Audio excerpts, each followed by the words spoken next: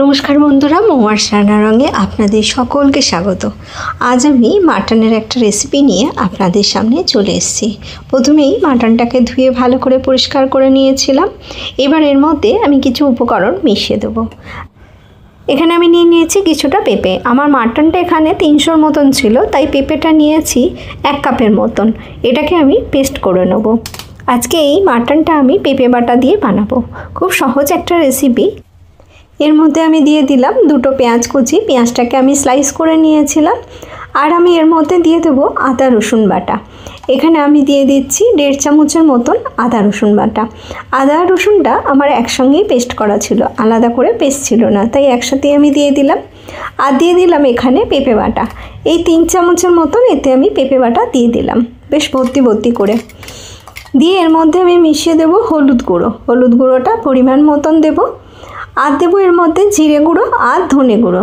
জিরে গুঁড়ো দেবো 1 চামচ, ধনে গুঁড়োও দেবো 1 চামচ। আর এর মধ্যে মিশিয়ে দেবো আমি লাল লঙ্কার গুঁড়ো। আর দেবো 1 চামচের মতন সর্ষের তেল।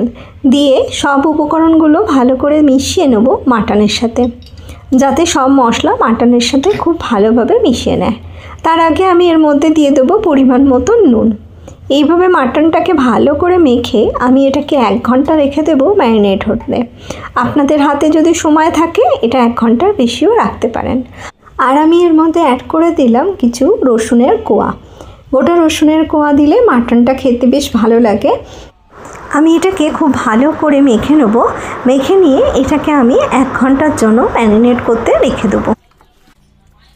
এই মাটন আমার খেতে একদমই পছন্দ ছিল না। আমি কখনোই মাটন খেতাম না, কিন্তু বিয়ের পর দেখলাম মাটন সকলেই খুব ভালোবাসে।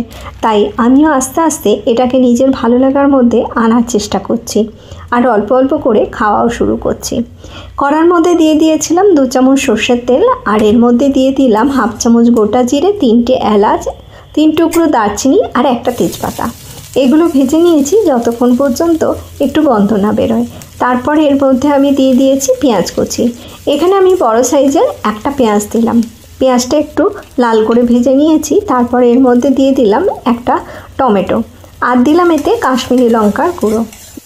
এই সময় এর মধ্যে আমি নুন দিয়ে দেবো, তবে মাটনে নুন দেওয়া আছে তাই নুনটা একটু বুঝে দিয়ে দিতে হবে।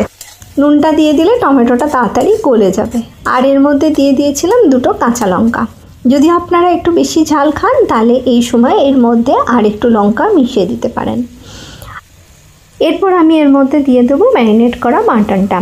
দিয়ে এটাকে আমি ভালো করে কষিয়ে নেব। মাটন যত ভালো করে কষানো হবে খেতেও তত সুস্বাদু হবে।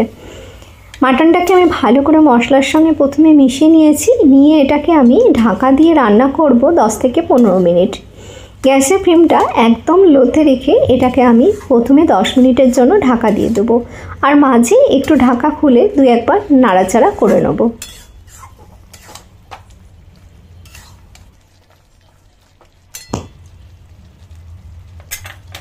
আপনারা তো অনেক রকমভাবেই মাটনের রেসিপি রান্না করে খান, এইভাবে একবার অবশ্যই বানিয়ে দেখবেন।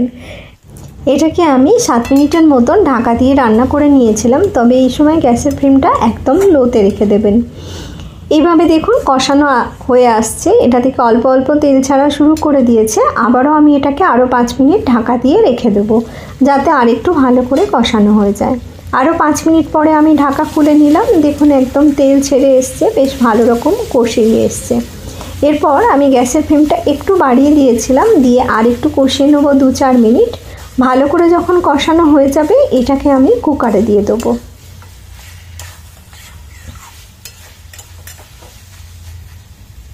এটা আমার হয়ে গেছে। আমি কুকারটা নিয়ে নিয়েছি, তার মধ্যে এই মাংসটাকে আমি ঢেলে দিলাম। ঢেলে দিয়ে এতে দিয়ে দেবো অল্প পরিমাণে জল। জলটা আমি ওই কড়ার মধ্যেই দিয়ে দিয়েছি। একটু গরম করে এটা আমি ওর মধ্যে মিশিয়ে দিলাম। এই সময় নুনটা একটু চেক করে নেবেন, যদি কম মনে হয় তাহলে এই সময় দিয়ে দিতে পারেন।